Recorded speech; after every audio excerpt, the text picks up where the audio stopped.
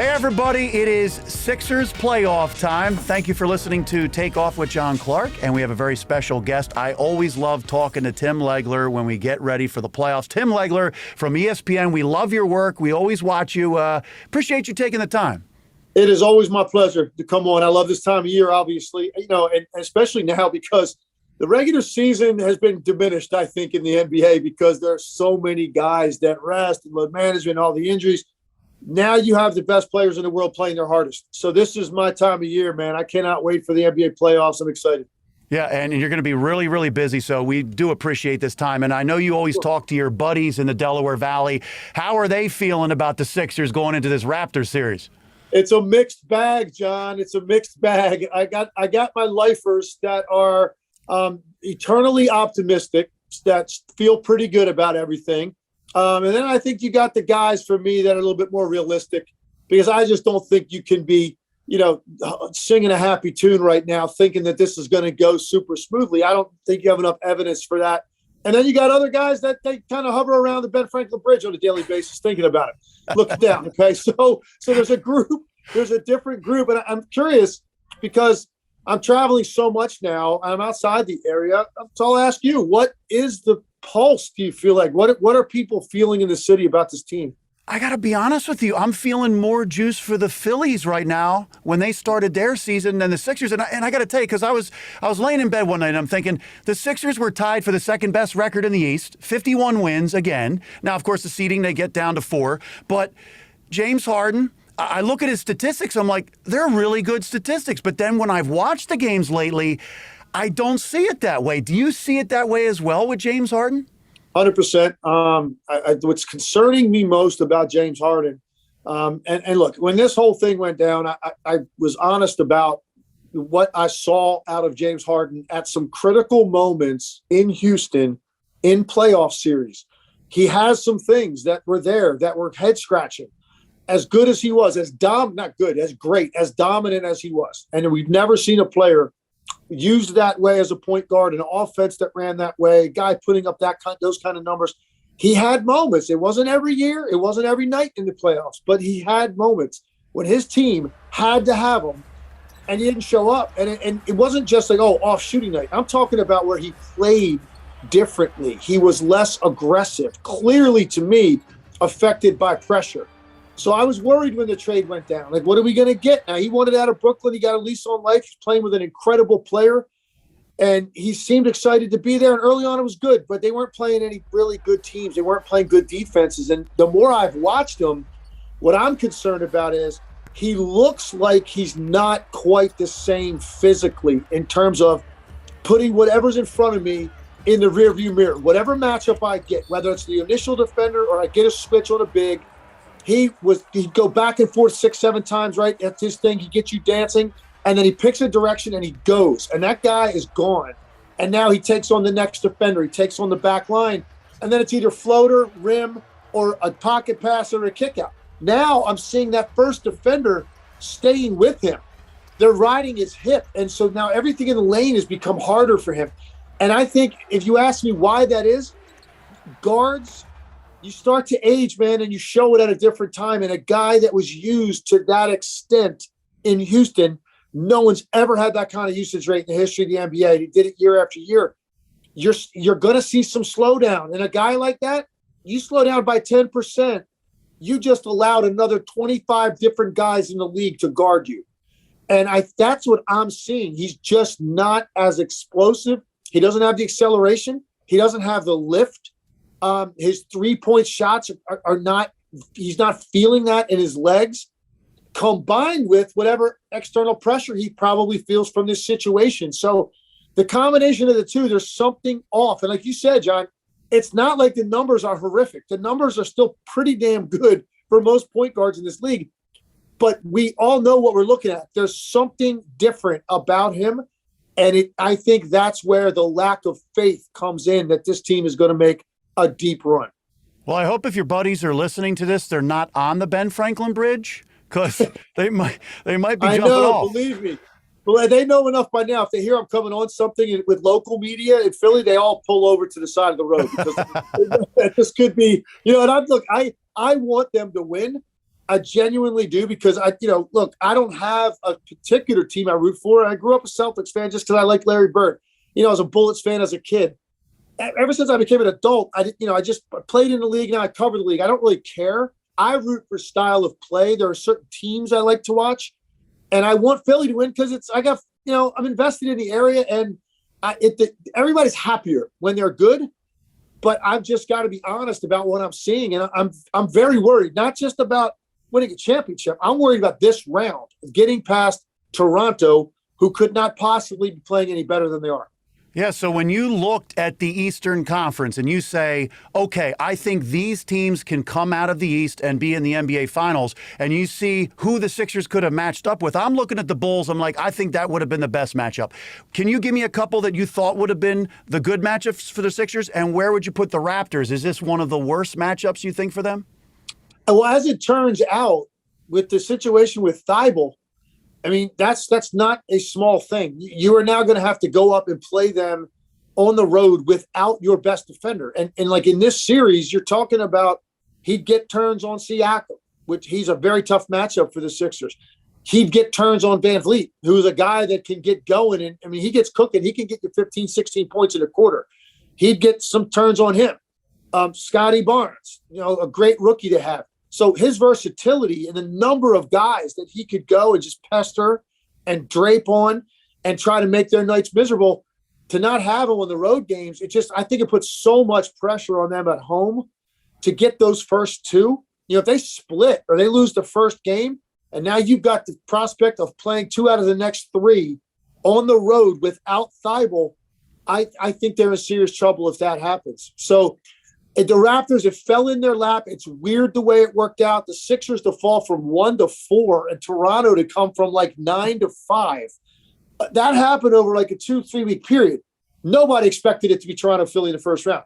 Otherwise, we would have been talking about this Thibault thing a lot more than we were. Kind of got sprung on everybody. Oh, here you go. Got the Sixers. Oh, by the way, we have a guy that's not vaccinated. Hasn't been vaccinated twice. So that's definitely bad luck on the part of the Sixers to end up with this team. But I look at there's 5 teams I think capable of winning the East. I still include Philly in that, but I wouldn't put them at the top. I think Milwaukee's the best team in the East. I think Miami, Brooklyn, Boston, all of those teams are razor thin margin between them. I think the Nets probably aren't as good as Miami and Boston because they just don't have the depth and they don't play any defense. And Philly's right there, in the mix. But it all comes down to, I hate to say it, it all comes down to James Harden, period. If he plays the way he's been playing for the last 2 weeks, they're going home this round. All right, so if you're Doc Rivers and you see that over the last 3 weeks or so, or even the last month, he's averaging 13 assists in April, but you see, especially in the fourth quarter, his shot is not there, especially from 3. So if you're Doc Rivers, do you solely try to get him to run the point and use his ability to pass the ball, or are you trying to do both and try to see if he can still beat a guy one-on-one and make his shots and take it to the basket?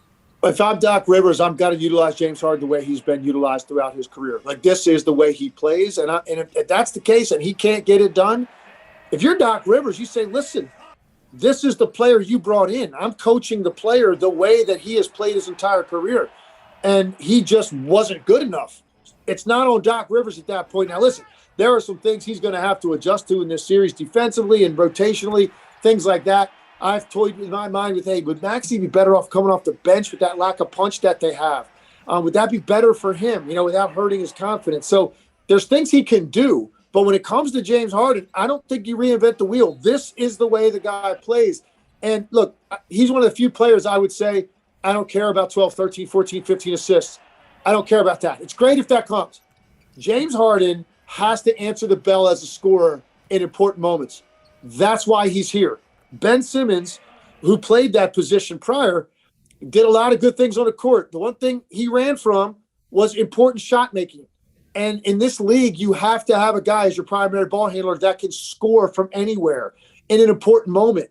That's why you got James Harden. So he's going to have to make shots in defining moments in this series, John. As great as Embiid is, he's still a center. There are ways to get the ball out of his hands if that's what Nick Nurse chooses to do in important moments. And it's going to fall more on James Harden. And so, yeah, it's great that he facilitates and he's got to get people involved. But push comes to shove, man. There's going to be a handful of moments in this series that are going to determine games. James Harden has to be willing to take and make big shots. That's what you got a guy like that for. Recently, I was talking to some people around the Sixers, and they said, look, the last 3 weeks, whatever, of the regular season, a lot of these guys are thinking, okay, we've got home court, so we're looking to the playoffs. So I'm thinking, like, okay, maybe there's a switch that James Harden flips as the playoffs get here. But then I saw that article come out where it was talking about Kevin Durant. One of the reasons why the relationship started to dissolve is that James showed up really out of shape to start the year, and Kevin Durant was upset about that. Do you think he is in good enough shape? I know this week is important because Doc Rivers said it's almost like another training camp and get a lot of things down with James. But do you think his conditioning is there to be in there for a long playoff run? Personally, I haven't watched him and thought to myself, man, he needs to shed 5 pounds, or he looks heavy. He's not moving well. It's not because of the weight. I think it's because he's just lost a little bit of explosiveness because of he's a guard in his 30s that's dribbled the ball more than any player in NBA history in the last 10 years.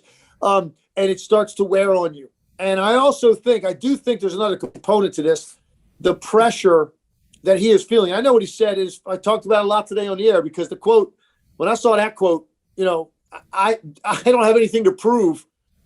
That to me, number one, he's completely lying, obviously, and he's lying for public consumption, because he's basically saying to the media and to the fan base, I'm going to project an image right now of security. Nothing you guys can say or write about me is going to affect me mentally. That's why athletes say things like that. There's no way when he's by himself with his thoughts or in the dark recesses of his own mind, he feels that way. He has more to prove than any player in the league going into this postseason. That's really what I believe about him. And this market creates a level of pressure and expectation, particularly when they just went 2/3 of a year with a guy sitting at home and they didn't replace him. They waited for this guy and they finally got him, John. So the pressure is greater than he has ever felt in terms of everyone is watching you. We know what we're going to get out of Embiid. He's past the point now where I doubt it. I think he's proven it now to me. He got in shape. He's more determined. He plays for 36, 38 minutes hard. He plays in the paint late. He doesn't give in to fatigue. He doesn't commit stupid fouls because he's tired. Joel Embiid's going to average 32 and 13 no matter how many games he plays in the postseason. So that falls on this other guy. And so James Harden is feeling some of that too in this buildup toward the postseason. So the best thing that could happen, come out and have a great, big, explosive offense in game one, 28 and 12, shoot well from the field, whether it's a close game or not. That, I think, will allay people's concerns right now. But if it goes the other way, 4 for 16, 13 points, they lose. He's nowhere to be found in the fourth quarter of a close game. This thing's going to snowball out of control. I think they're going to be in serious trouble. I like what you say. I agree with you about the pressure on James Harden. When I look at Joel Embiid, I'm going back to that Toronto series 3 years ago, and I would say if Joel Embiid did not get gastroenteritis, I think I said it right. He had the stomach. Yeah. I think they go up 3-1 at home against the Raptors, and they very well could have won that series, but he got sick. Then, of course, you had other issues. You had the knee last year, but I'm looking at Joel. He's going into this playoff run here healthy, and I think the best spot he has ever been. Doc talks about his conditioning. Are we going to see the next level of Joel Embiid in the playoffs? Yeah, I think. Look, and that's scary to think about because of how good he has been this season. But yeah, and for me, he is the MVP. Debated that a lot on the air over the last week or so. I'm sticking with him. I don't think he did anything to lose the award. I thought he surged to the lead over a 2-month stretch. January, February into March. How do you get run down in the home stretch when your numbers didn't drop? The team success maybe wasn't quite as good, but they weren't like in a 6-game losing streak, and he didn't get hurt. I don't know how Jokic runs him down. Giannis runs him down. I don't understand that, but that seems to be the consensus. I'm worried he won't get it. That's how good he's been. So it's scary to think there has to be another gear, but most of the great ones do have that for the postseason, and I think he'll do that. And here's one of the things I saw in Joel Embiid this year that impressed me so much. He showed an incredible maturity that he had never exhibited. And it stood out to me one night. They were playing a national TV game. I don't remember the opponent. He got interviewed afterwards right away by the crew, and they asked him about the MVP. And I think Joel Embiid last year, year before, gets asked that question, he would say, yeah, I'm the best player in the NBA. And I would say, man, I'd cringe. And you know what he said when they asked him that? He goes, doesn't matter to me. Team success will bring all that stuff. And I was like, he finally gets it. The lights coming on. That sounds like a leader. That's a mature guy. He's not telling everybody how good he is. He's showing it every night. He's incredibly focused and determined coming in. He'll do his thing. There's no question in my mind. And some people think whether James Harden shows up or not, Embiid is so dominant that they're going to beat the Raptors anyway. I don't quite feel that way because Toronto's, I think they're 13-4 in their last 17.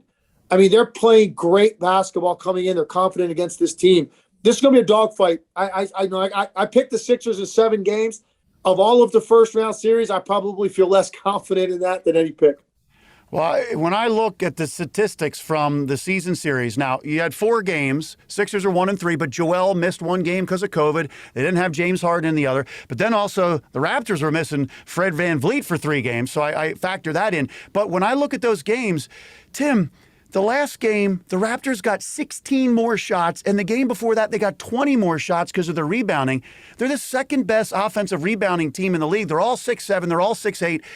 How is that going to play into this series with the Sixers? Because the Sixers, if you're going to say maybe at the end their Achilles heel, it's been their rebounding since they didn't have Ben Simmons this year. 100%. Joel can't get them all. I mean, he's going to get his share, but Toronto crashes the boards unlike any team in the NBA. And they're unique, John, in that the guys they send crashing to the board with that length and athletic ability are able to then hit the floor and sprint back and get back without giving up that much. A lot of teams that try to pound you in the offensive glass give up a lot in transition.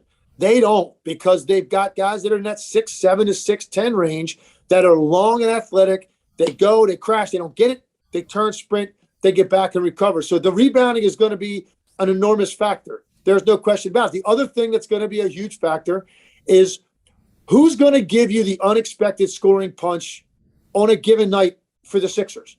That's what I'm worried about, because when you just look at teams that make runs in the postseason, if you go and look at box scores, you should know kind of what those numbers are going to look like out of Embiid, Harden, Tobias, Max. I mean, you have a pretty good idea. It always takes a 15-point spot out of this guy. This guy hit 4 threes in this game. Somebody gives it to you, and I just don't know with the Sixers, who do you feel confident in that it's going to be there when you need it? I mean, Niang has played pretty well here to close out the season. I mean, Shake Milton had a couple games late, but I don't know that that's going to continue in the postseason. So their lack of depth on the bench, I am worried about, particularly if Harden is struggling. That's got to come from somewhere. And, look, Maxi's been great. I'm a huge Maxi fan. It's his first time going through this kind of thing on this level. He's now expected to get on a bad night, give me 18. On a good night, 25. It's a totally different level of pressure. So hopefully he's up to the task. He seems like a pretty carefree guy. I don't know that he's going to get overcome by his own thoughts and building this up too much. Hopefully he seems like he got bounce in his step, and he'll be there for them. But I'm worried about their depth, and I'm worried about the rebounding, and I'm worried about how they guard Pascal Siakam. Oh, man, I'm looking for your buddies on the Ben Franklin Bridge right now. They better be pulled over. Yeah, if you pulled up the radar on your phone right now to look at traffic in the Philadelphia area, there's some log jams on the Commodore Barry and the Walt Whitman for sure. Everybody's pulled over. Let me ask you about Matisse. Since he's not playing in the road games, Danny Green has been starting, and you take out the last game, but the 2 games before that and one against Toronto, he was shooting the ball well. And James Harden even talked about the spacing they have when Danny's back in there and starting, because he is a threat from the corner and from 3. Do you think that spacing can help the Sixers offense? And I'm not talking about defensively, but offensively. Oh, there's no question about it, because I think what you're going to see, Nick Nurse, I think for me, Nick Nurse and Eric Spoelstra are the 2 best coaches in the Eastern Conference. I just think the guy's a savant. He's that smart. He gets the most out of what he has. And that's what's scary about playing this team also. I worry about game after game. There's going to be something added. When you can now focus in on one opponent, and that's all you have to do is adjust, and primarily adjust to Joel Embiid. I mean, that's really what we're talking about. They're going to give him different looks. They're going to hit him with different blitzes from different places. They're going to trap him with a big along the baseline. They're going to trap him with a guard coming from the top. They're going to front him into post and rotate guys over. You name it. Joel Embiid's going to see it in this series. So that requires extra bodies in the paint, which means spacing is critical. Somebody's got to be a pressure release for the number of bodies that are going to be at Joel Embiid's lap. And certainly Danny Green can help provide that. It'd be great if Matisse could do it at home as well. But, I mean, I just don't think he's done it consistently enough where you expect it. If he can give you a couple a night, I think that's a bonus. He's out there for a different reason. And he's out there to basically get inside the uniform of somebody that you specify and try to take them out of the game for stretches or at least make them incredibly inefficient. That's going to be his role in this series. And like I said, I think it's important to get two before they have to go on the road and try to figure out a way to win without that element to their defense. You brought up Nick Nurse, and you look at the coaching matchup, and I don't know if you saw it, but Doc Rivers, when he was asked after the last game about B-Ball Paul, he really, I can't believe that he did this, but he was like, all right, let's not go on that B-Ball Paul victory tour. We're trying to win a championship. But he did say against a small lineup, it will not be DeAndre Jordan for the most part. It'll be who I now call Small Ball Paul. So are we actually going to see Small Ball Paul? And do you think with his length and the way the Raptors are, do you think that he could help in this series? I think he deserves the opportunity to find out. I mean, I've seen enough out of him to think that he deserves the opportunity to find out. And let's see what he does. One of the things I worry about sometimes with coaches, when they hear something coming from external sources, they almost go the other way because they don't want to act like people are influencing what they do. Sometimes it's the worst thing that can happen to the player is having people bring him up and clamor for him to get more time because coaches think they know better. And so let's hope he's not stubborn. You're going to have to do whatever it takes. And look, Doc's going to have to push a lot of buttons in this series. This isn't just going to be sit back, then come down and, hey, Joel and James, we got the two best players offensively in the series. Go be dominant. No, it's not going to be like that because of the guy on the other side is going to be moving pieces like a chess match. He manages his rotation incredibly well. His timeout management, his after timeout management is just so on point. And game to game, what you're going to see different in terms of coverages and wrinkles to their sets on the other end. Nick Nurse, as good as it gets in this league. So Doc Rivers is going to have to be up to the challenge and coach through this because there's going to be a lot of adjustments made, particularly with how they're going to play Joel. And another one is going to be, what does he do with his lineups? And I think Paul Reed has deserved the right to at least find out. And maybe Doc has to get desperate first if things don't go their way for a game and a half at home. Maybe, he changes something up. But we'll see. I don't know. He's playing that kind of close to the vest, and we'll see what he elects to do. All right, so I have listened to a lot of concerns. You're still taking the Sixers? Yeah, I'm picking the Sixers. I'm not going to lie to you, John, though. Part of it's because I don't want people coming up to me at restaurants and stuff when I go out in the city, man. I still want to enjoy myself and enjoy a nice meal at one of those diners in Jersey that I like to go to. So, look, part of it is there a little bit of me that's got a little bit of bias because I want that to happen? Yeah, because I said it as soon as that matchup got cemented, and I had to go on the air and predict once we knew any matchups that were set.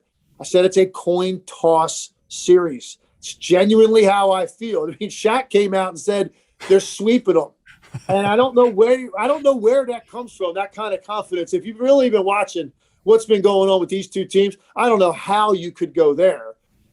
It's a coin toss series. Let's hope the Sixers get it to a game 7 on their home court. That's about all you could ask for in a playoff series, although they got that last year and that didn't go that well. But we know there were some extenuating circumstances there.